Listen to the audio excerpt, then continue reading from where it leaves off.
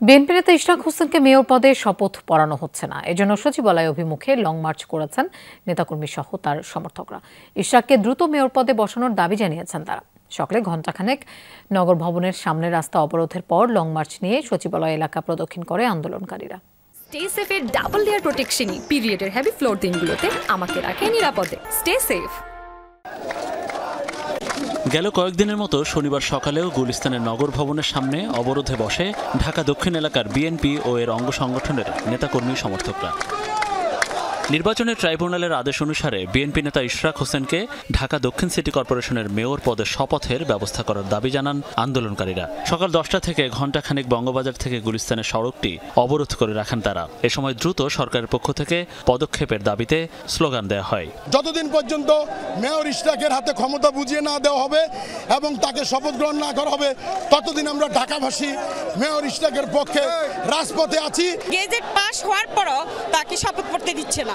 কেন দিচ্ছে না, এটার জন্য আমরা নামছি। যদি গড়িমসি করে তাকে শপথ নিতে তারা ব্যর্থ হয়, তাহলে আমরা এই আন্দোলন প্রতিটি অলি গলিতে ঢাকা শহরে ছড়িয়ে দেব।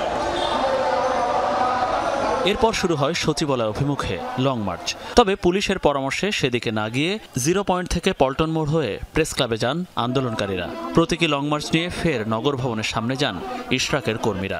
এ সময় মিছিল থেকে আইন উপদেষ্টা ও স্থানীয় সরকার উপদেষ্টার বিরুদ্ধে স্লোগান দেন বিএনপি নেতাকর্মীরা। তার জনপ্রিয়তাকে হিংসা করে কিছু দুষ্কৃতিকারীরা তাকে শপথ নিতে নানা তালবাহানা করছে। আসিফ নজরুল তো চিফ এবং অন্যান্য যারা আছে তাদেরকে আমরা সাবধান করে দিয়ে বলতে চাই যে উপদেষ্টা যা করতেছে এটা ঠিক নয়। ষড়যন্ত্রের কারণেই ইন্ধনেই আজকে ইশরাককে তার পথ বুঝিয়ে দেওয়া হচ্ছে না, তার শপথ করানো হচ্ছে না। লং মার্চ উপলক্ষে সচিবালয়ের আশপাশে ব্যাপক পুলিশ মোতায়েন করা হয়, ব্যারিকেড দেওয়া হয় সব সড়কে। যতদিন না ইশরাককে মেয়র পদে বসানো না হবে, ততদিন রোজ সকালে নগর ভবনের সামনে অবরোধ করা হবে বলে জানান আন্দোলনকারীরা। মনিরুল ইসলাম, যমুনা নিউজ, ঢাকা।